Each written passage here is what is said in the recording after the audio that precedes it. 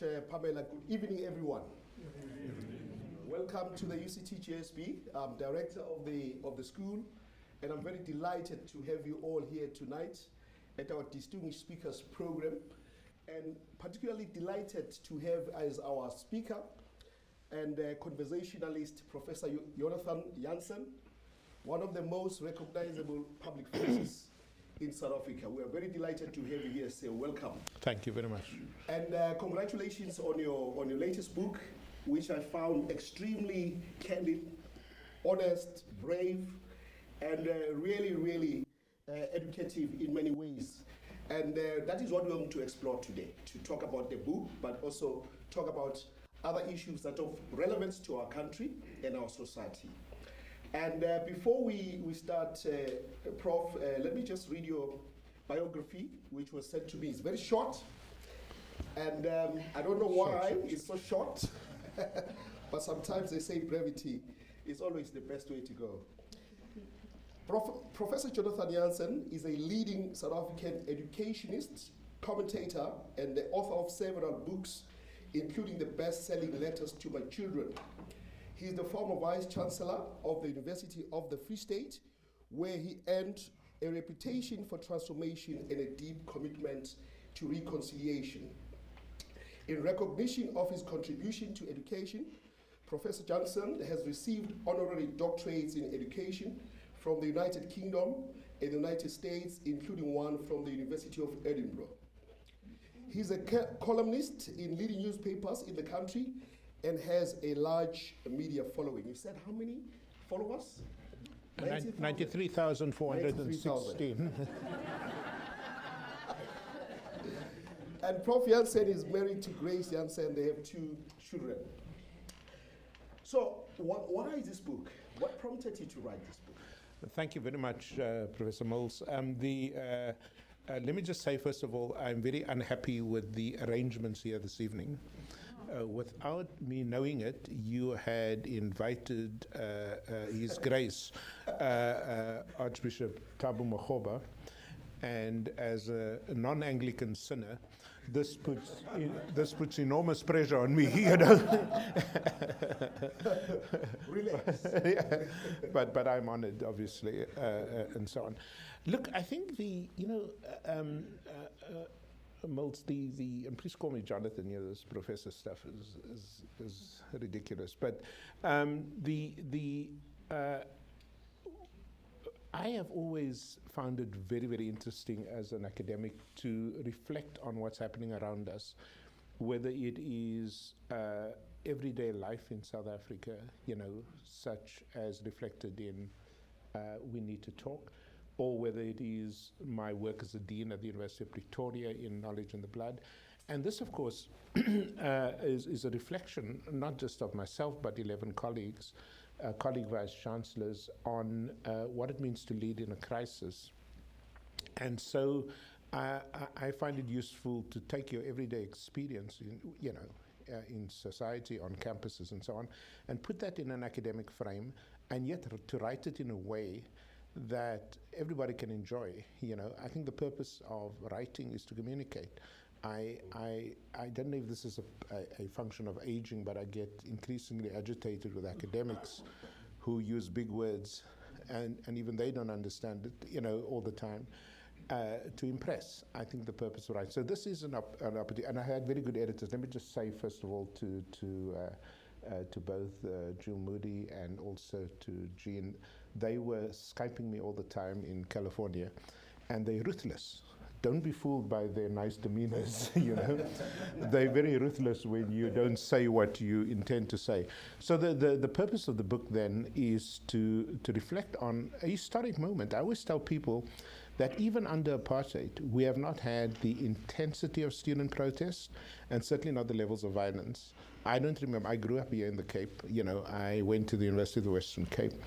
And I don't remember in all of those protests that it was this intense or this violent. And so I thought it was important from a scholarly point of view to sort of say, what's going on here? What lies under, not the flashpoints, not the headlines, but what's going on in our culture, in our politics, in our society.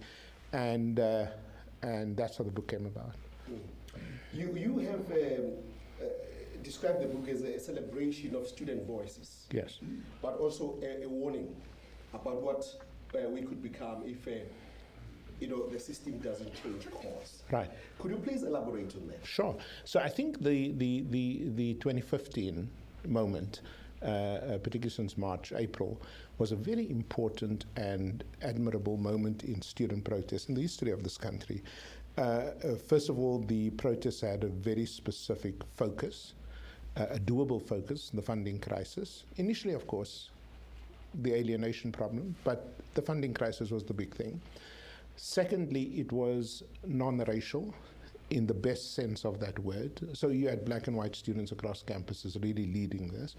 Thirdly, it was largely non-violent. There were not the massive disruptions you'd see at the end of 2016 and end of 2015, beginning of 2016. And I thought it drew, in that context, a broad public support, for the one thing that we must thank the students for, and that is drawing attention to the systemic character of the crisis. You see, all of us help. At my old university, we now have more private sector funders, family funders, individual funders than in the history of the University of the Free State, over a century.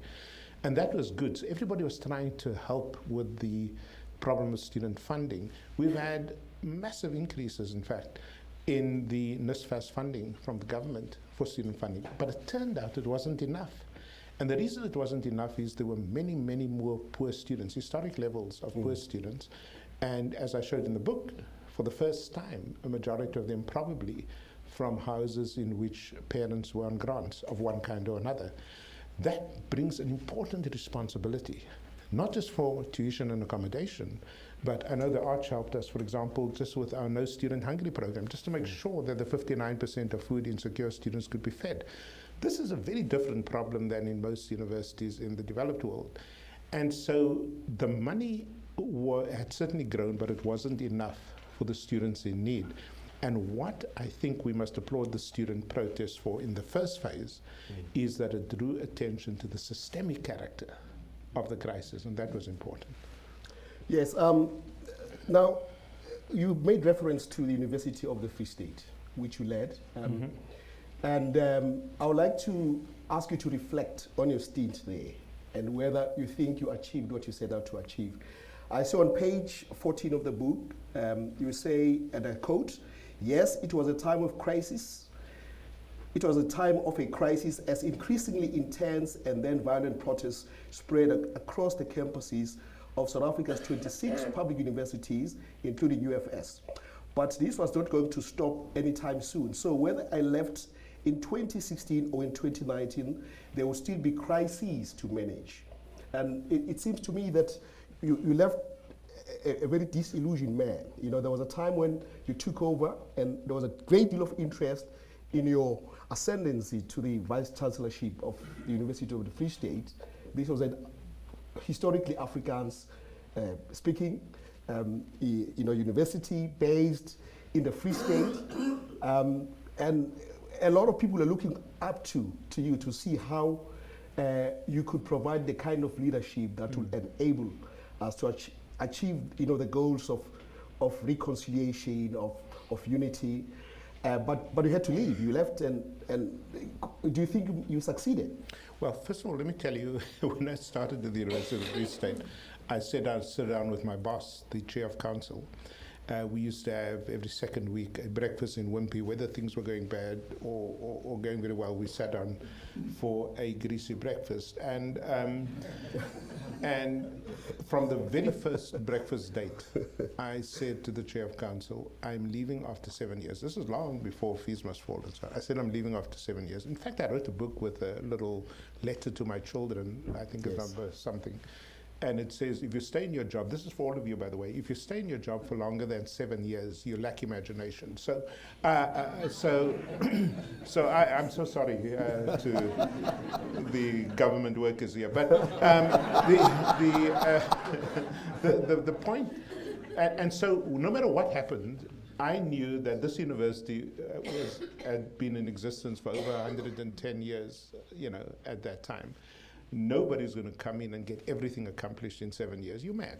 You don't understand institutions if you think it. Having said that, I thought to myself, and my colleagues in fact suggested this, they said, listen, we must stop believing our own marketing here. Let's get outside people in who don't like us, okay, and ask them to evaluate the university since 2009. So we brought in a group of really eminent people led by Professor Barney Pachana, and they said, this is amazing what's happened here. So we've got documented evidence of the major changes that have happened. For example, long before the symbolism changed at UCT, for example, we had already changed most of that stuff, you know.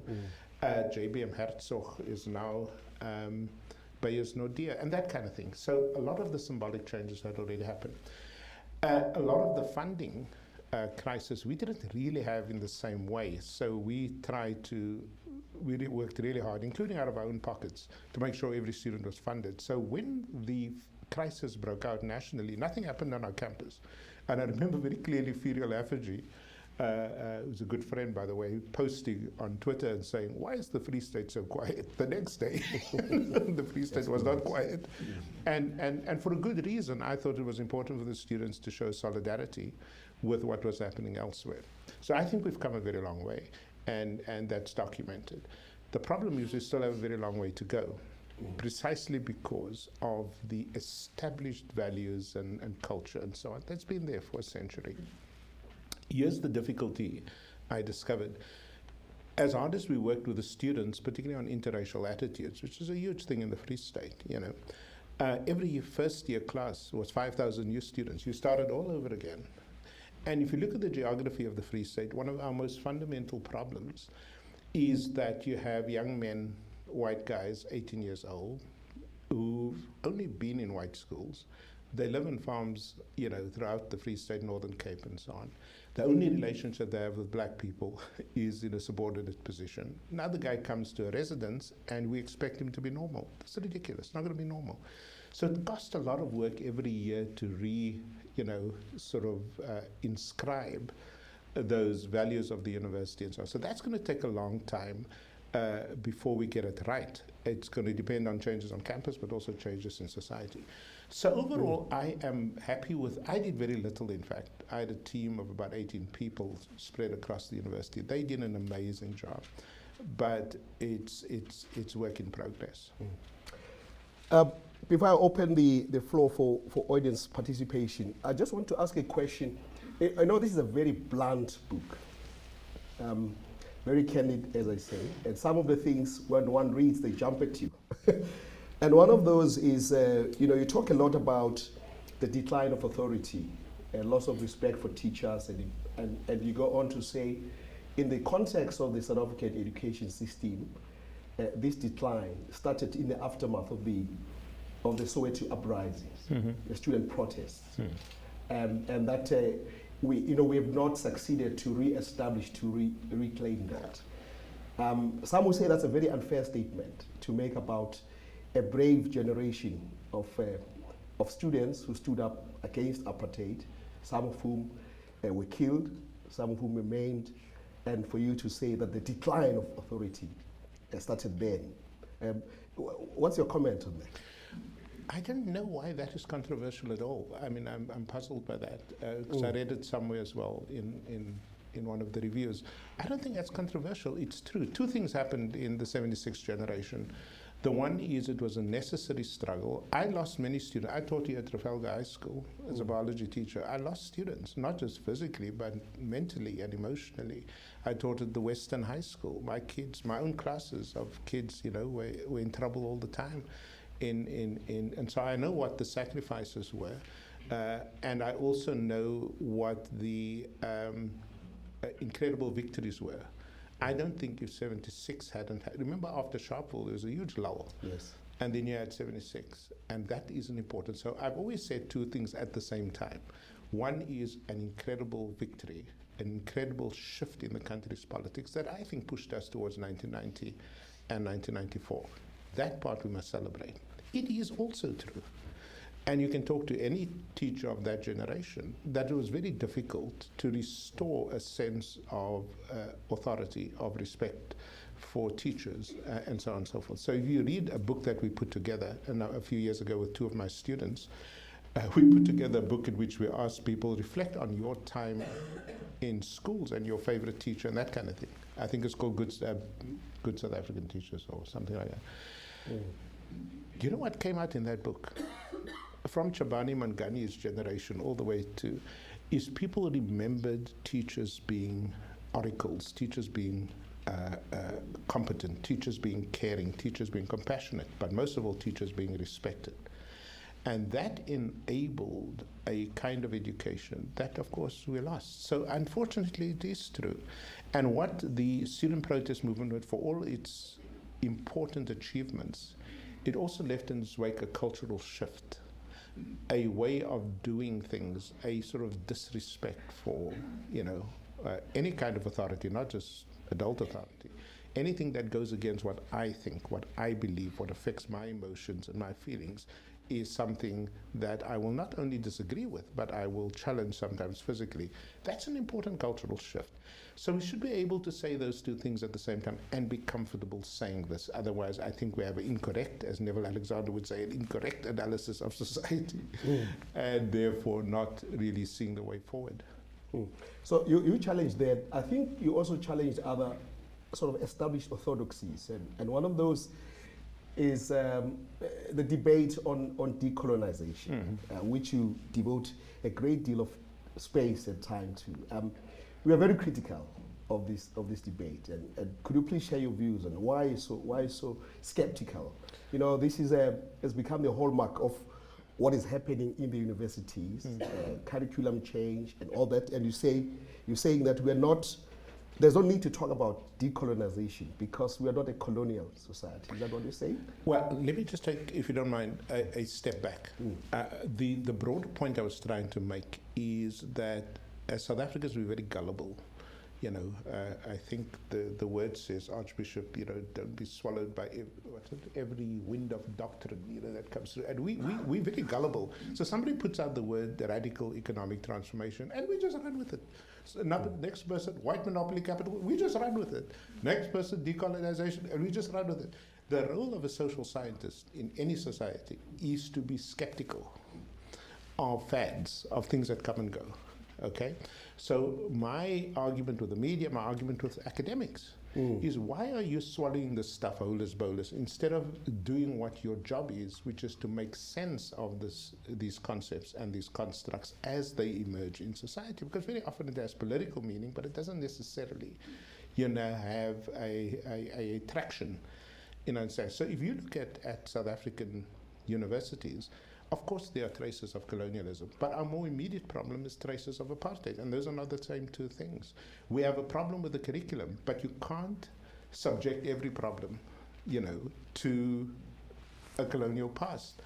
As I said in another book launch, authoritarian relationships in the classrooms are much more easily traceable, as in the work of Richard Tabulawa at the University of Botswana, much more traceable to pre-colonial, modes of teaching and learning than to the colonialists themselves. So it's not to deny that there isn't a problem of racism, of sexism, of homophobia, of patriarchy, of all of that stuff embedded in the curriculum. But to simply take all of that and put it under the umbrella of colonialism is for me really facile and so on. You must understand, this is all I do. I study curriculum theory since I was a graduate student. These ideas on colonization, decolonization, as you know, comes from an anti-colonial struggle. And in the post-colonial literature, it is a much more refined set of debates than simply saying what I'm seeing here in the symbol or in that teaching strategy is an artifact of colonialism. I think we can do better than that. So you take on academics, you take on politicians, students, and the press, and the media. And particularly, you reserve your harshest criticism for the Cape Times and how it treated Dr. Price, the Vice Chancellor of UCT. Would you like to comment on that? It's according to my lawyers, no, but no, listen. I personally, have no fight with the Cape Times or the Cape Argus. In fact, I buy those newspapers and I read them, so I don't have issue. It's not an issue for me. What I did try to do, as you know, is to allow the vice chancellors to give their subjective experience of living with students, with the media, with parents, with funders, and so on and so forth. And so what you see in the book is less my view on these things and the expression of one vice chancellor, my friend Max Price, on his experiences of the media. So there's this, on 2 or 3 pages, some fairly lengthy quotations on that. But personally, I don't have issues with that. My bigger issue in the analysis in the book has to do with, I think, a fairly sloppy kind of, in general, analysis of the media when it comes to came to the student protest. So I subscribe to 2 or 3 newspapers internationally, in part because I'm so fed up, with the so somebody yesterday, there was this tragic thing. I really couldn't eat last night, of a guy burnt alive in his Uber, in Gauteng, and he dies. For me, this is big news. This is serious news. Do you see anybody cowering? Do you see any frontline headlines? Do you see any analysis as to what's going on here in terms of the taxi industry? Nothing. Just the headline, and then you move on to the cricket test. So I'm worried that, especially in the student protest movement, we didn't hear enough from the majority of students who were the non-protesting students. We didn't hear enough from the workers, including the worker that died. That should have been a big issue at WITS. We didn't hear enough, from the parents, the people who actually sacrificed for these young people to go to university. All we focused on, and then there would be a media release that sort of says, and by the way, there'd be a little thing at the end of a spread, send us your photos. That's lazy journalism, number one. And number two, you and I know that a photo in and of itself says nothing. Okay? You need to understand what's going on. So for me, it was just this superficial nature, the laziness of our reporting, more than about the specific newspapers' things. And then, of course, as you know, the bigger issue there was the social media. And now the social media was a game changer in terms of how students could use it to position themselves, often in the context of lies. And I gave several examples of how lies spread. This is not unique to South Africa. You see this in Trump's world at the moment. In the United States, you see it all over the world, And so what does it mean, in fact? And I hope journalists and media do this. What does it mean to do media in a post-truth world? You can't just be sucked into that, and be part of the game. All right. We'll take a round of questions. Temba, you've got the roving mic. Shall we start with you, Anthony? Shall we start?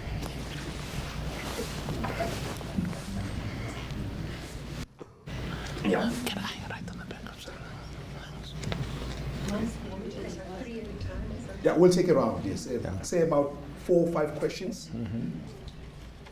And could you please have a piece of it?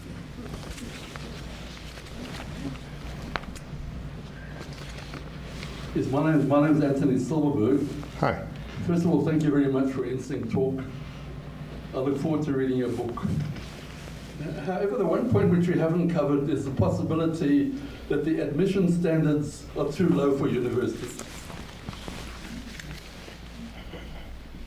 Unless half the students shouldn't even be at the university, and because the standards are low, they aren't able to cope, and they get frustrated, and they start doing other things. I believe that the standard should be raised for the top universities, like Harvard, only 8% admission rate. Here people believe that if they get a second-class matric, they still have access to universities. I believe that unless they can get a 60% score in maths and science, they shouldn't be at university. We need technical people here. We should have a second tier of universities for people who don't make the grade for the top universities. And that will fill the needs of what we, for this country, we need people with technical skills to make the economy work. Right. Thank you. Thanks. Because there's so many people, so we're going to take it in blocks and try to give everybody a chance. So, Thanks very much. Andrew. My name's Andrew Siddle. I'm a part-time lecturer on the main campus and at GSP, so I suppose I'm in the fortunate position of being in it and also taking a bit of a distance view from it. You said that one of your complaints about the media was that you didn't hear the voices of the students who weren't involved in the protest, the parents, the staff, and so on and so forth. And I agree with you entirely. The media was shocking in that regard. But I think another aspect was that, certainly at UCT, I don't know about other universities, is that any debate within the university itself was thoroughly suppressed. No one dared talk at staff meetings about what they thought was going on. Media releases were extremely one-sided. Even recently, I'm talking about yesterday, certain statements by certain individuals are widely publicized, but you dare not publicize anything that takes an opposing view. As a result, we find that nobody dares talk about anything. Staff are effectively silenced. And forgive me for saying so, but I'm actually surprised and impressed that we're actually having this presentation here at the GSB tonight. I think you wouldn't be very welcome on the main campus. I say that almost with some certainty. So it's a sad result of this whole business that universities, and certain universities of Cape Town, the whole idea of expression of views, expression of thoughts, contesting views has been absolutely suppressed. Do you find that at other universities as well, or is it just unique to UCT?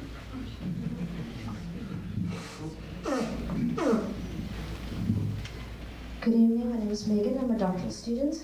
I'd like to know, has there been a shift in institutional autonomy since 2015 and what caused it? We're going to take All right, 3 yeah. for now. Give the Professor time to answer. Okay, so first of all, on the academic standards being too low at universities, you're absolutely correct, but I wouldn't blame the students for that. I blame this government for that. Remember, I mean, this, my doctor treated me the other day, and he said, I got a problem with you. Your blood pressure stays the same no matter what happens. You have a fight with your wife, your blood pressure stays the same, etc. And that is true, but my blood pressure does rise because of, the soft bigotry of low expectations, and that's not original. When I look at young people, let's just take this province, okay? The talent that I see from schools like COSAT in Khayelitsha to the science school in Tokai for black kids, the potential when you simply take young people seriously in the academic is unbelievable, unbelievable. But here you have a government, I mean, this is the real racism. This is a government that actually despises black youth in the way it treats them. In which country will you give a condone pass of 20% for mathematics in 2016? I mean, this is absolutely wrong, Do you see protests about that? Do you see a revolt on the streets about that? That means that those young people are doomed. So, of course, when they come to university, very few of them get in to begin with, and those who do get in on the very low side. When I remember very clearly when I started at the UFS, we raised the academic forget. The first thing I got was a letter from, which political party to say, Professor, you are racist. And I wrote back and I say, no, you're racist. Because you see, Steve Biko, Neville Alexander, all of these people were academically accomplished under apartheid. And they believed that they could do well. So if you're going to give the opposite message, you get the kind of mess that we're in. I tell you something, you take this guy, Vernon Philander, you take those two young people who just won the under 18, 100 and 200 meters in the World Championships. There's hundreds of them out there, all over the place.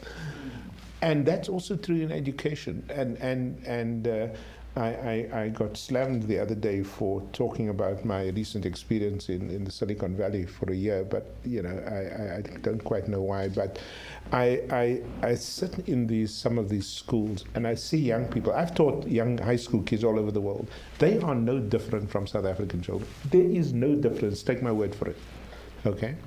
The only difference is there they talk up students. Here we talk them down. And one of the reasons I came back is I'm not very smart. I don't know a lot of stuff, I must be honest with you. But I know one thing, that if you don't get your school system right, everything else will fail. Forget high skills, forget economic growth, forget decency. Because you're right, you get frustrated.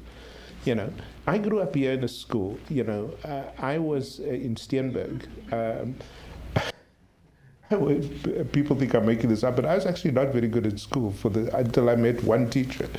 In fact, the only record I have at school, as I often tell kids, is at my primary school, I hold the record for the 400 meters. and the reason is I became the first kid in the history of that school to be lapped in the 400 meters. So, you know, but everything else was downhill. Until you meet one teacher, Paul Galant, who looks at me and says, "You're actually smart, you're playing the fool." And everything changes. Everything changes. Just imagine you had every parent, every teacher, every adult, significant adult in the life of a young child telling them that they believe that they can. I'm telling you, you can change. This is not rocket science. But if you cater to the... Don't get me going, sir, on that. So the problem is not the kids. The problem is we have institutionalized low expectations, and that's the problem. As far as Andrew is concerned, there's quite a bit in the book about how across universities the silencing of any voice other than my voice as a student protest, I think that is exceptionally dangerous. Listen, those of us who work in universities don't do it for the money. If you do, please see us shrink. I mean, you're crazy. The money's horrible, right? You do it because of the love of the life of the mind. You do it because it's the one place outside of the church in which you can disagree with the authority on anything. There's no scripture, right? It's a place that gives me incredible satisfaction, intellectual stimulation. You go to university for that. But if you go to university, and like with Crane Sardine in the one building at UCT, you shut down because your voice is important to hell with everybody else, that must be challenged. That must be stopped, because then you take away the very essence of what it means to be a university. The very essence, all over the world. It started with a colleague at Rhodes, whom I've never met, who wrote, I think, a very dangerous piece in which he said any white person, you know, must remain silent and let other people speak. Now, there's two problems with that. Number one, is wrong.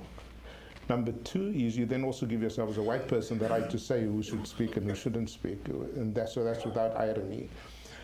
No, a university, and that was very bad. And that was not a UCT problem. We saw it at Rhodes, we saw it at the Woordfeest at Stellenbosch, we saw it at the University of the Free State, when left-wing progressive people came to speak, like Christie van der Westhuizen, for example. So this is something that I hope universities will have the courage to stand up to, because if you let it slide, it's going to become a pattern. And if it becomes a pattern, then of course the very essence of a university. That doesn't mean that we shouldn't. In fact, South African universities are the most democratic universities I've seen in any part of the world. You know, there's not a structure in the university, certainly where I was, where a student or the student voice wasn't present and heard. In some places, the academics are a minority on the Senate. Where did you hear something like that happening anywhere? Okay. So we have sort of gone in the other direction to accommodate voice and representation, and most of that is correct, but it does not mean that anybody should not have the right to speak, especially when they disagree with you, and that is something that I'm very worried about.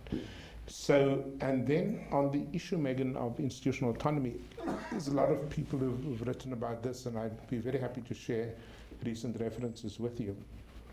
I think institutional autonomy, even in the apartheid years, was always a threat to institutions, and many of us spoke out about it then, and we should speak out about it now. Now it comes in the form of, you know, huge regulations, and I've got a section in the book on that as well, that attempts to shut down the right of the university to decide on certain crucial things. Now, I am the first to say universities must be held responsible for state funding. I've got no problem with that. So I think it's very important, all these hundreds of committees, etc., that regulate the behavior of institutions. I think that's important. But what you cannot do is tell a university who to appoint, at what levels to appoint, who to admit, and when and why, what to teach and not teach. And yet what we're seeing gradually is an attempt, partly out of frustration on the part of the minister and the government, that it is not getting what it would like to get quickly enough. Take the issue of black professors, for example. I can tell you now that I literally traveled around the world looking for South Africans to come home from diaspora to get more and more black professors in to universities and so on. I have spent time myself training many young black and women senior lecturers and lecturers to prepare them to become a professor. But the problem with that is it takes a long time and very few people choose that particular career. So there's not, if you're looking for sort of some major mysteries inside universities that's blocking people from becoming black professors, it's not true. I tell you what is true is that a whole lot of our universities have made people professors who should never have been professors, okay? And by the way, there's a precedent for this. The precedent for this is in the Afrikaans universities. There was a massive, because you had the right genitals, and, sorry, because you had the right genitals and because you were loyal to the Broederbond, you became a professor. Those guys worked under me as a dean. I can tell you, I would never have appointed most of them as professors, but they got it. We cannot let nationalistic kinds of impulses, again, determine who becomes a professor. You become a professor because you are an outstanding scholar in your field. You're recognized and respected all over the world. People look up to you. Your work gets taken seriously. That's why you appoint professors. And you can't just do this to make up the numbers. And you can't solve that problem at the output end of the result. Somebody showed me the other day that in the national rugby team, almost all the players came from 12 high schools. You see the problem? You can't. That's why New Zealand wins. We've been to New Zealand, it's a very small country. But the base from which they develop their players, because that same principle holds true in business, it holds true in academia, it holds true in sports, and so on. And sometimes the frustration of not getting that right, the government believes, like all commandist kinds of cultures, that you can do it better. And that's where the problem of autonomy becomes a threat. All right, should we take a next round of questions? I'm going to take one more in the front and then we're going to take a few from the back before we do the middle. The missing middle. Go ahead. I'm getting embarrassed. Dr. Maxwell Smith was one of the scientists at your university, and she's dead. And I said to her that I'm coming to your talk, and she was very excited. She says you're so lucky to finally get to meet Jonathan, Professor Jonathan, because I've been reading your newspaper columns for years and years. And I myself have been disadvantaged. I wasn't allowed or accepted in any university across South Africa for being deaf, one. Two, I didn't have cochlear implants at that time, so universities couldn't accommodate people like myself with disability. I really hope and strongly hope in the years to come that universities will actually improve and open the doors of learning for people with disabilities like myself. Yes. Ron, do you want to take some questions from the back?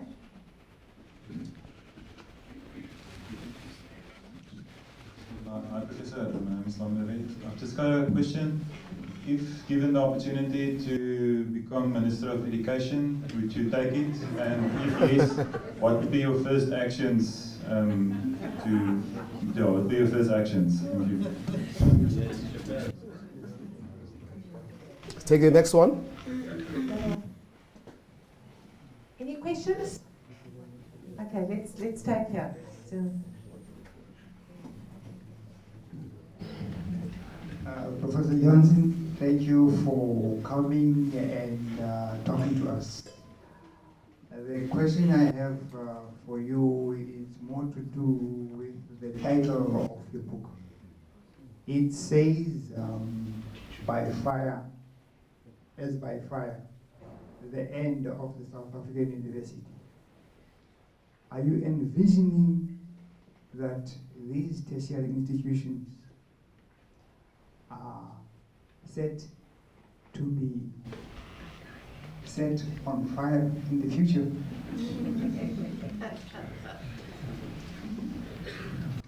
and one more over here.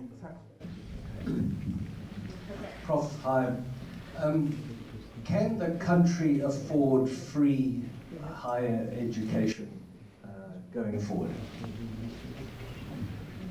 Perhaps you can also comment on the Fees Commission. You've said some very strong words about that. Yes, thanks very much. Let me start with Ms. Khan. First of all, let me tell you, I am incredibly pleased and proud that you are here. When you inboxed me and said, can I sit in front, I thought to myself, why would you want to sit in front? You know, and then you said you were deaf. I just want to tell you I'm incredibly proud of you, and South Africa needs people with you with the guts to insist that they sit.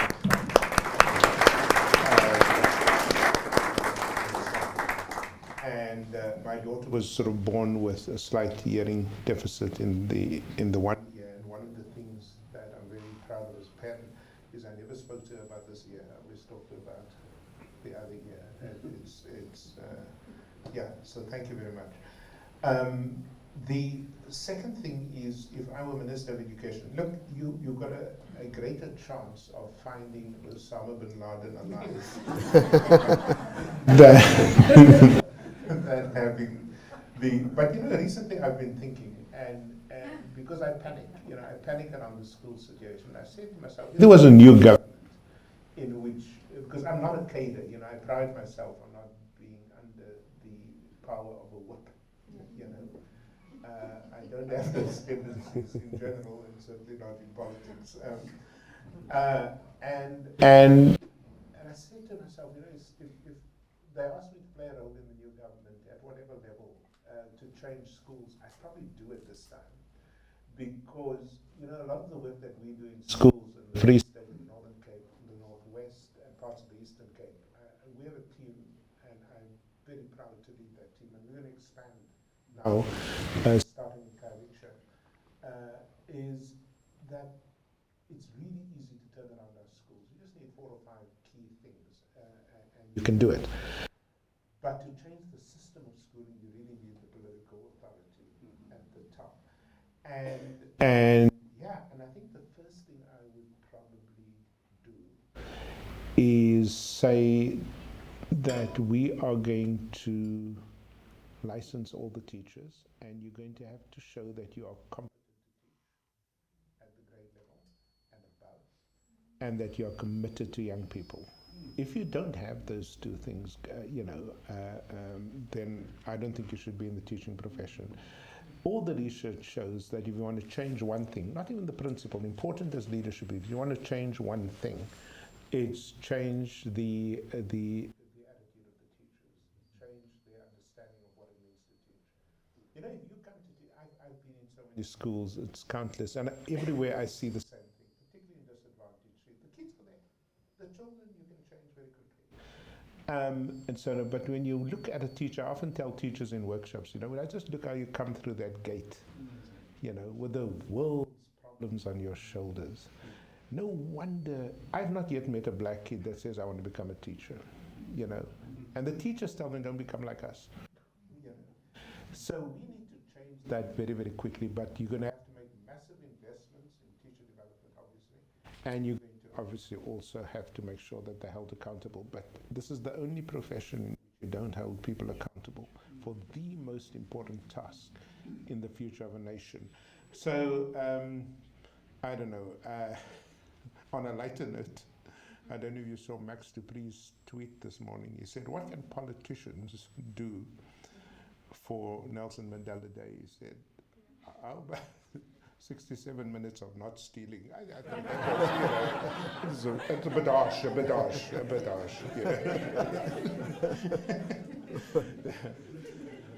I think so. The issue of the title of the book is something that with my editor we had a little bit of a discussion about, because I was in favor of putting a question mark at the end there, on the end of the university, and you'll see in the final chapter. I'm an amateur historian, and one of the things I look at is what happens in other places, and to what extent we can claim to be exceptional. The truth is, we're not exceptional. As a South African university, we are subject to the same forces that shaped the post-colonial university. Forget the Oxbridge system. Whatever UCT and WITS tell you, they're not English Oxbridge types. They're actually post-colonial African universities. And their fate is more likely to look like Makerere or University of Rhodesia that became Zimbabwe, or of University of Dar es Salaam than those universities. And what are those factors that force those universities into oblivion? One is chronic instability, the other is underfunding by the government, and the third is state interference. When you have those three things operating together, you can have classes, you can even have graduations. It doesn't mean you have a university. A university is much more than those kinds of routine activities. And so I am exceptionally scared that we're not seeing the signs of, students at the old technicons, as we used to call them, and the rural universities have a legitimate complaint that we only take notice of student protests and this kind of instability when it happens at the historically white universities. So when it came to UCT Invest, everybody headline newspapers. But this has been going on for years at TUT's campuses. This has been going on for years at Walter Sisulu's campuses in Butterworth and in Matata. So this is not news. And right now, there's at least one university I know of where the senior management comes to work with bulletproof vests because they're scared of being shot. Just at least one. Okay? So this notion that that nothing is happening right now is not true. It is happening, and we've got to listen. I love the fact that we have some of the leading universities in the world in the top 500 or whatever you want to do. Whatever the metrics, I'm happy. But you can't just do that for 3, 4, or 5 universities. We've got 26 public universities. In fact, it's more now. And we've got to make sure that if a black student goes to the University of Zululand, that student must have exactly the same quality of education, quality of teaching, quality of library, quality of research environment as a student at Stellenbosch or anywhere else. Because if you don't do that, you are sustaining the inequalities that we speak about. And so the book's title, As by Fire, the fire, as you'll see when you read the book, has sort of many different meanings. It's both a threat, obviously, because that was, as you know, a very powerful, symbolic. I remember being in the meeting where I just addressed I mentioned in the book, I'd given the memorial lecture in honor of Srini Moodley, and I felt incredibly honored that I was asked to do that. I remember after that talk, Andile getting up and saying, we don't want to listen to you, we're going to start burning the universities. And my God, did that happen very quickly. So there's that really real physical threat to our institutions. But fire also has a purifying meaning. Fire also has warning, as I mentioned in the James Baldwin quote, the fire next time. And fire can, of course, help us become better at what we do, the purifying effect. So, which is where I got that term from in scripture. So the book ends in a way that leaves the door open for optimism, because I've lived long enough in South Africa to know that when our backs are against the wall, we actually do amazing. This country is amazing. The one moment you're down, the next moment Wade van der Kerk wins the gold medal in the 400 meters Olympics. The one moment you're absolutely down, the next day there's somebody who's 78 years old, I remember this, and gets a PhD in theology on the subject of the resurrection. But about that, I'm not going to say much else. So, I think we can turn this around. It's not too late, but so the last chapter in the book is a warning. We've got to wake up and sort of say, these things called universities are a very important part of our democracy. If they go, we are really in danger, and so on. So that's where the fire motive comes from. Is free higher education possible? No, unless you say the following. Number one, I think free higher education for the poor is absolutely possible within the fiscus. I also do, and many studies have shown that. So I think every poor student must be fully funded, and not with the burden of a loan or a grant. Fully fund those students who can't afford it and have the academic talent to succeed. This is extremely important. When I dropped out of university, it wasn't that I didn't have money for tuition. That was covered by the teacher bursary. It wasn't that I didn't have money, for books. That was just about covered. You know why I dropped out of university as an undergraduate? is my mother didn't have money that morning for a taxi or for a bus and a train. I took all three to get from Steenberg to Belleville so that I could be in time for my chemistry test. That was the straw that broke the camel's back.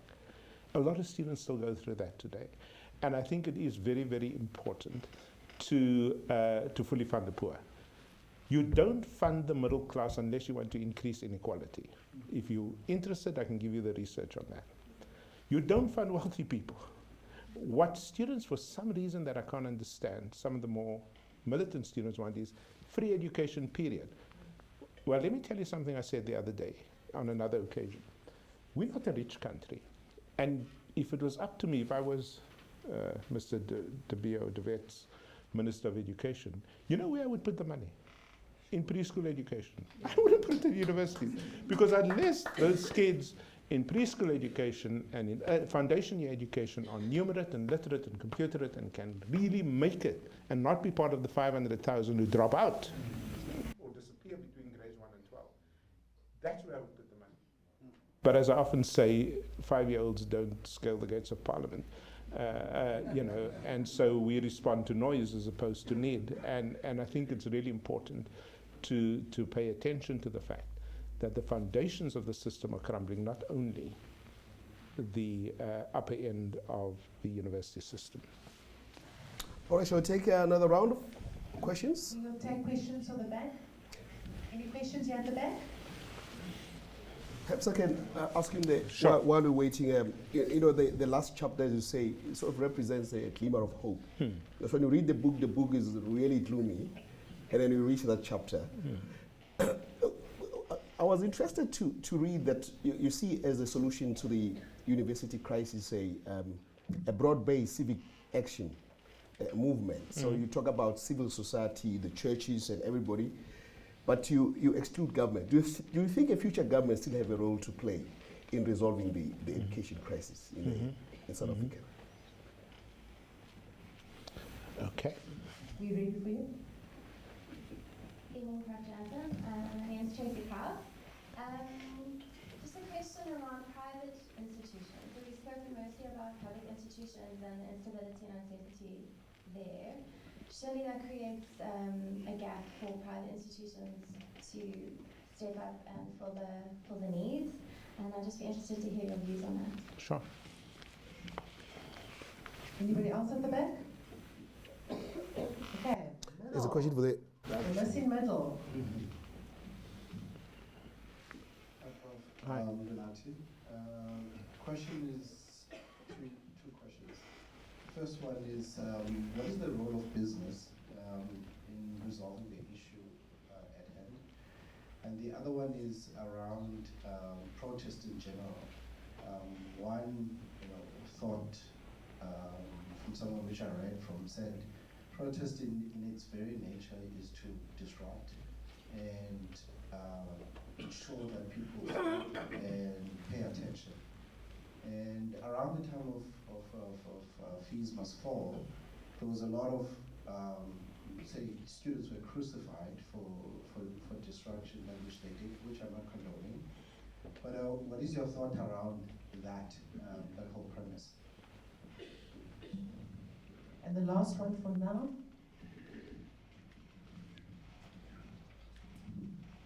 Thank you very much, Professor. I'm pleased that you mentioned early childhood development because I was going to try and get a poo protest going to make sure that their voice is at least smelt, if not heard. And the second thing you've touched on, which I think is absolutely critical, is the maths. You haven't said a lot, though, about TBET colleges, your technical education. And I should disclose an interest that I'm involved with one of the Cape Town technical and vocational education colleges. And I think very often we suffer from an image problem, that a student, it's not seen to be sexy to go to a TBET college rather than a university or CBUT or something like that. And you talked earlier about the quality of the teacher. I think that quality also applies to the lecturer at a lot of the TBET colleges. But thanks a lot for your insights. Okay, so let me just begin with the role of government as Mols was putting it. I think now, even now, the role of government is absolutely crucial. Here's the dilemma. It's very, very difficult to convince students that government works in its best interests. When every day they open the newspaper, they see yet another report of corruption, of the looting of public resources. So I remember being at a breakfast and one student says, but you know, we can solve this crisis very easily if we simply stop doing those kinds of things. And I think there's a point there to take note of. So we've got a problem in that there isn't really a credibility on the part of the people that we're looking at. You know, I got a car outside here. This car is 20 years old. When you put it on, when you switch it on, it sounds like it's got bronchitis, you know, etc. Right now, I don't know how to open the hood, the boot, the bonnet. If anybody knows how to open the bonnet, please, because the wire snapped. And my students would often say to me, Professor, you're embarrassing us. You know, get a decent car. Why? Is the point to show off? Is the point to drive to Botshabelo and tell people I'm important? You know, so people see these things on the part of ourselves as leaders, and they don't believe us. Okay, so there's a beautiful Afrikaans word, and I'm sure our other languages have equally potent words. But it's, you know, the word credibility it's geloofwaardigheid. You know, the capacity to be trusted. You know? And I think that's a big gap at the moment. And so government has a role, but it's got to change its behavior. But don't expect that to happen anytime soon. So secondly, government really has a role not to raise expectations. You know, there needs to be some clear statements that not every student needs to go to university. It doesn't mean you're not smart. It simply means there are alternative career paths. But you're not going to make a TVET college work unless you do two things. Take the German experience as an example. The one is you must have the best infrastructure available for, let's say, the mechanical engineering student. The second thing is you must have the best lecturers, okay, available to teach it. And thirdly, let me add a third thing, that student must be able to see a direct link between that training and employment on graduation. You do those three things and the image problem goes away, okay? We don't have those three things in any order. And that's why I think we really struggle with convincing students. And of course, the reason of this, as you know, goes deep into our colonial past, in fact. You know, the notion that, long before Verwoerd, the notion that black students, you know, what's the biblical, I'm trying to impress the archer, hewers of wood and drawers of water, you know. Yes, and so on. So this is a problem that's really difficult to change. But I think we can do that. But I don't think, you know, throwing money at the problem is not the problem. It's really focusing on building quality TVET colleges. I think private institutions has its place in a democracy. I think it's very difficult to establish, especially private universities, because of the highly regulated system or thinking on the part of a government that is instinctively, especially with our Minister of Higher Education, instinctively anti-private in their orientation. So it's very, very difficult, but private institutions have a role, and we should encourage. My difficulty is with private institutions, the more the publics fail, the more middle class pay. You know, one of the things that really broke my heart is I did a lot of talking to student groups at Stanford University the past year, and invariably there'd be a whole lot of students from African countries. And I'd ask the student from Senegal or Cote d'Ivoire or from the Gambia, why did you leave your country to come all the way to Stanford? You know what they said? They said our public universities are hopeless, you know. So no middle class parent that can afford to sends their children to African institutions. And that for me is unacceptable. So that's why we need strong public. But if private is simply a way of getting out of the public, I cry on both counts because that's a, but I think people should have an option of where to study and under what conditions, and if they want to pay for it, that's fine too. I think the role of business obviously is crucial here. We cannot expect business, and this is where I think South African ideologues run away with their own ambitions. You can't expect the private sector to bail out the public sector at the level required to build a quality public education system. That's not going to happen. But it does play. I don't know how many of you know how much the private sector already invests in education. I think they often make bad decisions. They put money down,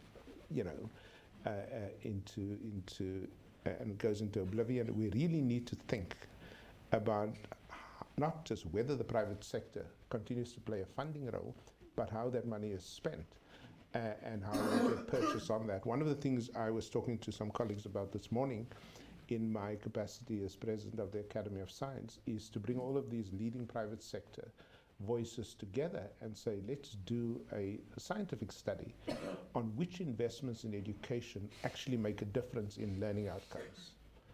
And then pool that information to make sure that the money goes to places where you can make a difference. But in that sense, the role of business is really important, but not as a bailout, as an ATM on the side of the public purse. I think protests in general are something that is important in a democracy. It is something that I've been part of and will continue to be part of when the occasion arises. I think you're right, sir, it is disruptive in character. That's the whole point.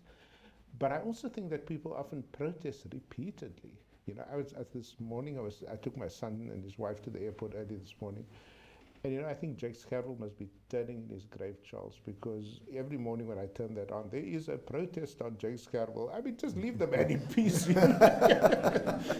This used to be called Vanguard Drive. There's another protest on Jake Scarroll is dysfunctional this morning. It's not Jake's point, but the problem. But protests in general. But I think where people often protest, and I'm not talking about the student protests in particular, in general, is when they're not being heard.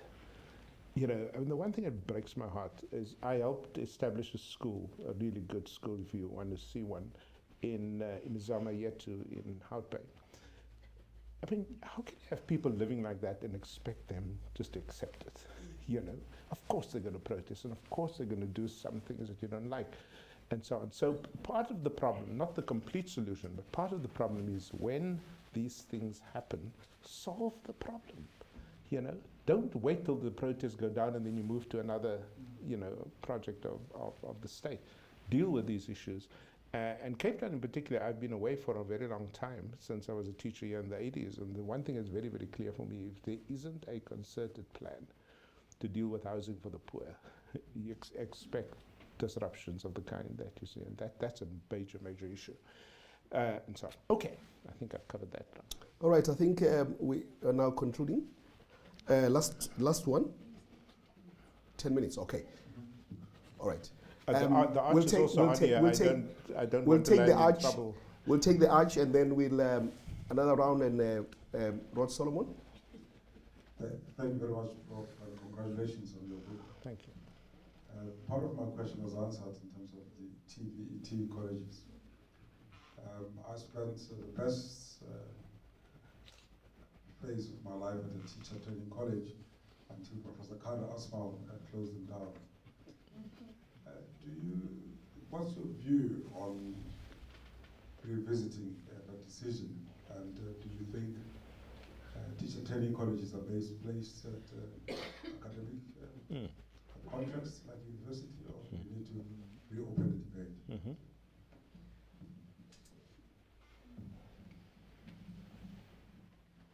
Thanks, Prof. Rod Solomon. Hi. Hi.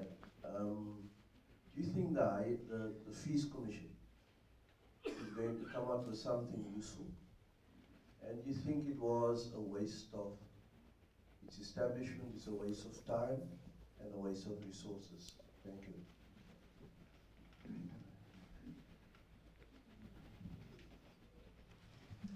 Good evening, Prof. Thank you very much for your talk. There have been a number of elephants in the education room, but there's one that seems to have got away, and that's the role of unions in schools.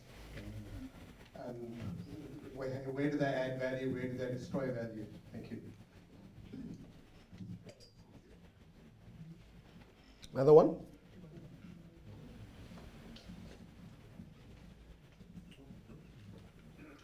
Hi, I'm Kim from the Hogan. I just wanted to ask, apart from all these other challenges and dangers facing universities, looking at the world of work and where the world is going in terms of the kind of skills and mindsets, how relevant is a university education right now? Are we really giving kids an education where they can live and thrive in 20 years' time? You know, sometimes they say that there will be careers in 5 or 10 years' time that don't even exist now. Are universities keeping up with that pace? The fourth industrial revolution.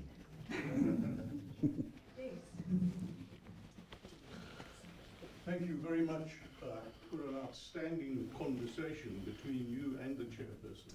This was very impressive. I want to ask you to comment on 2 words. The one is time, and the other one is patience. Now, you will remember when we were involved in turning ons het klippe gegooi. We were trying to turn the world upside down. We were impatient, very impatient. And when the change came, we wanted it to happen immediately. And as we engaged in the present educational struggle, again we wanted to happen immediately. Now this is where my time and patience comes into it. Let me just use one anecdote, and that is shortly after 1994, we had a conference on what is or who is an African. Because that was the big thing, you'll remember. Can a white person, a whitey like me, be an African? And we held this very impressive conference, and Jansen, the novelist, was on the panel. And he said, the question was asked, can a white person be an African? What does it mean to be an African? And his response was, it's too early to tell. A scruffy little student in the back corner stood up and he said, excuse me, Prof, how long do we have to wait until we know who we are? It's got something to do with your conversation. We're not going to meet these problems that we are facing, inherited problems and newly created problems, in a short period of time. It takes a little while. And I was wondering if you could talk about the importance of patience without sitting back and saying, well, we've got all the time in the world. Because as I look at our situation, we don't have much time in our hands. We've got to move forward fast. Ons moet vinnig hardloop, but slowly catch the monkey. Thank you. Okay, I wonder if I could start with the last question. Of course. And let me just tell you about one of the turning points in my life, if you don't mind. I was a young kid, and I went to a protest meeting in a church in Bishop Lavis, and on the stage were 3 senior activists. The one was Fuad Esak, or Farid Esak. The other was Alan Busak, and the third was Charles Villavicencio. And they made Charles in particular such an impact on me that day, with their passion for this country and their lack of patience with the way things were going. And I just want to thank you. You don't know about that, Charles, but thank you very much also for your role in the struggle to bring us here, which I hope answers your question, who is an African. The problem with time, there's this whole literature in policy studies, as you probably know, on time. And if you, by the way, you get professors of stupid things, but the other day I met a professor of time. Seriously, he studies time. He's a physicist. And it's only slightly less ridiculous than a professor of magic, but I digress. And one of the things about time in policy studies is that time in and of itself solves nothing. That is, if you simply say, we need more time, and over the course of time things will change, of course there's no guarantee of that. And that's often the politicians' response. No, we need more time. Well, maybe we never get there. So it's really also what we do with time, and what we do with the resources given to us. You see, when I work in my head in 12-year cycles, and so I know that every time in a place like Lavender Hill that another 2,000 students drop out between grade 6 and 8, I know those kids are destined either for the Cliff Cemetery or for Pollsmoor Prison. And we don't have the time, obviously, in that sense, to wait to do something to prevent that from happening. So the same with the funding. I think the students are correct to press and say, you're not solving this problem because in the meantime, there's another generation of my family that can't access degree studies and so on and so forth. But in general, it's what do you do to build, and here's the problem. Politicians all over the world work in election cycles. We can't work in election cycles. You can rebuild, if you look at Singapore, I shouldn't use Singapore in the Western Cape. It's bad for my Twitter account. But just take the countries in Southeast Asia, for example. All of them have built very strong competitive education school systems, but they did that over many years, but they did it. So what is the role of energy and activism within the time allotted to us? I do think that universities are even more relevant now than they were before because of the ways but the problem is in the ways in which we think about universities. So you still think of the university in the old language of the ivory tower, the city on the hill, blah, blah, blah, choose your metaphor. I mean, that's incredibly outdated. The university I've just been in has a very, very intimate relationship with the Silicon Valley. The people there sit on the boards of Google, Facebook, Twitter, and everything from San Francisco to San Jose, and vice versa. The students they generate go and work in those companies or startups or whatever the case might be. So it is important, and I've always felt that a really good university in South Africa will have intimate links with the business community, not in the sense of reducing everything that you do to, quote, the needs of business, but to have engagements with business and say, what does an accounting student need to know today, okay, in order to prevent the kind of calamities that we've seen in some of these companies? What does a teacher need to know? By the way, since teaching is my business, school teaching in particular, I would never sorry, Arch, I'm going with a sort of roundabout. I wouldn't train teachers anymore in universities. You're wasting their time. I'd put them in schools from day one and teach them to teach in the context of the classroom. That way, of course, the practice of teaching becomes embodied. Let me also say this while I'm on the teacher training colleges. Universities are really, really bad, except in two cases. And if you waterboard me, I'll tell you which two. But except in two cases, universities are hopeless at preparing primary school teachers. Hopeless. That is a skill that is completely, was very well done in the context of the teacher training colleges. And that is a complex skill, as I know as a high school teacher. I couldn't do that to save my life.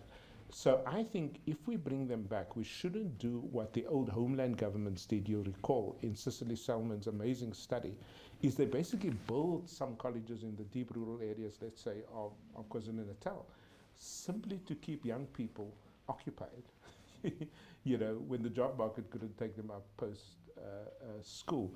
So we need to prevent that. If these colleges we rebuilt for primary school teaching are colleges, I'm thinking like this one college that had an association with Wits out in the north of the country. I mean, those are outstanding colleges of education. If we could do that for primary school teaching and not put it in universities, I think we can really begin to turn the ship around and so on. But Comrade Asmal was very evangelical about his attempt to shut down and close. I think the Fees Commission is definitely a waste of time. Again, there's a whole literature in the social sciences about how commissions get set up to buy time. And if ever there was a commission set up to buy time, faced with the crisis, comrades, we have a commission. Well, people aren't blind, and the students weren't blind. The students could see through this. They said, we know what the problems are. You don't need a commission, okay? What you need is a political decision, and so on. So I really do think and you're going to see, there's a little bit of a lull in most of the universities. But you're going to see some action, I've no doubt about that, when that commission's reported due, because you're not going to see anything that we don't already know. I guarantee you that, unfortunately. I'm a unionist. I believe we really need strong unions in every sphere of society. There's a long history to unions. It's part of a democracy, and I would like to see strong unions in schools. Here's my dilemma. There's something deeply, deeply unsettling and wrong when you belong to a union that closes the schools of the children of the poor, while your own children sit in the middle-class schools in Rondebosch and Kenilworth. That is wrong. That I protest. It is unfair. You know, I have a very strong belief in the way I was reared by my parents. If it's good enough for you, it should be good enough for everyone. You can't do that. And I can give you so many stories of people disrupting the schools in Nyanga, okay? But their children are sitting here on the main road, running through Rondebosch, ensconced in some of the best schools in the country. That is wrong. I don't know how people do that as a matter of conscience, you know. I personally,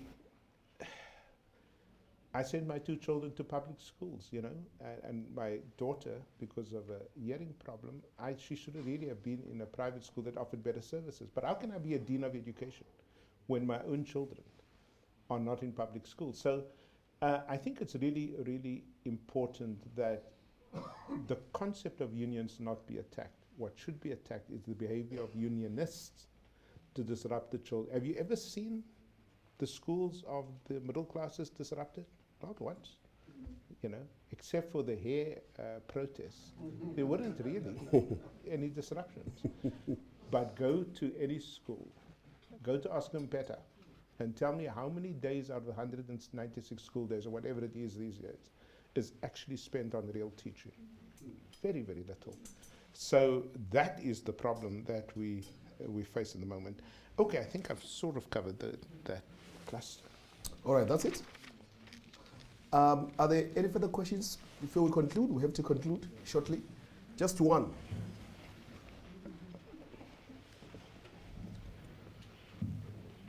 Thank you, Professor, for a very interesting talk and discussion. Some people have suggested that because of financial constraints, that universities in South Africa, one should, in a sense, have a 2-tier system, which some universities are research universities or include research, and other universities concentrate more on more sort of fundamental teaching rather than having a lot of activity geared towards high-level research. I think that's a very good idea. You know, whether it is feasible politically is another story. Let me tell you why it makes sense and how you could make it happen in the real world. So I've always been really, really fascinated by universities in a part of the world I know well, which is in the east coast of the United States. There you would get teaching colleges, you know, Wellesley, Smith, Amherst, all of these amazing, but they don't pretend they're MIT and Harvard and Tufts. They're really good at what they do in outstanding liberal arts, as they call it, education. And the research universities do their own thing. I think we can do that in South Africa, but if that is going to work at all, you've got to make sure that you fund the second tier so incredibly well that people will want to be there, that you give some of your best professors in teaching to those universities. You know, you put Pumla Gabor Madikizela, you put Jenny Case, you take these outstanding university teachers and you put them in those universities. Then your problem is solved. But you cannot do that by keep funding these research universities, these elite universities, with all the money that they have, et cetera, while neglecting the second tier. So that can happen. You know, academics will resist anything. Having chaired senates for many years, let me tell you, an academic will resist anything until you put money on the table. So I think you can solve this problem, but financially and intellectually, you've got to make those universities, the second tier, very strong. Whether there's the political will to even contemplate that, I doubt it. All right, last question. You've done so much, Jonathan. You've achieved so much, and you're at the top of your game, so to speak, of your career. What's the next step? So you're in Stanford, able to write books there. You're back, and you mentioned, I checked your Facebook post. You said you want to play a role back here. What are your plans? What are your next plans? Okay, so I think there's 3 things that I will always do. The one is I've got 3 books coming out next year that I'm very excited about. One of which, by the way, can I give you an appetizer? The one is about the effects of the Population Registration Act. Those of you old enough remember in 1950, you could be classified white, colored, and in some cases African, and families will literally split. So what I'm doing at the moment, I'm interviewing split families. And boy, the pain, the incredible anxiety, the resentments, the fear, even though there's no laws that will, hurt you anymore. So that book, now that we know, is coming out next year, a book on the state of, I won't tell you about the others. So the research part will always happen. The second thing is I'm getting involved right now with a national team to turn around the bottom 20% of schools in every province, starting in the Western Cape. I'm very excited about that. And we're going to do that. And that's going to be great. And the third is the public engagements, and whether it's, which I've always done, but while trying to run a university.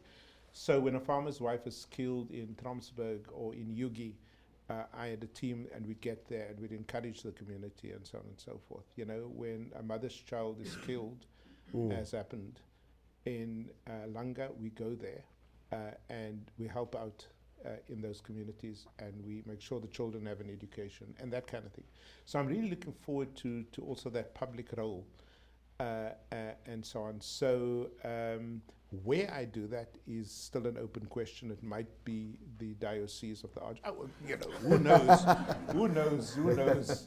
But it's less important to me where I work and more important what we do. And let me just tell you guys, I know things are really rough in the country at the moment, and I sometimes really do get scared as the father of 2 beautiful kids. I had dinner with my children the other night. You'll be very proud of them, Arch. And I said to them, could you guys just once do something wrong so that when I'm with my friends, I can contribute to the conversation?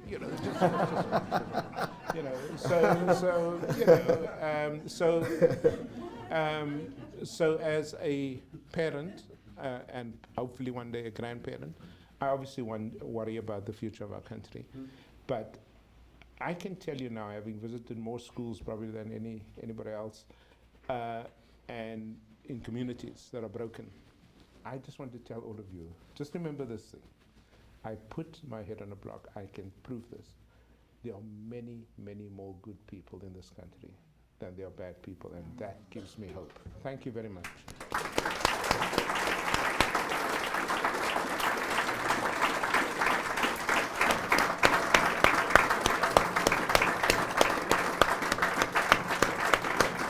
All right, that's how we come to the conclusion of our Distinguished Speakers program tonight. Jonathan Jansen, thank you very much. Thank you, sir. Thank you very much for your service to this country. Thank you. And your profound contribution to education. We value you, and you are such a role model. Thank you very much. And it's been a fantastic evening. The turnout has been tremendous, and that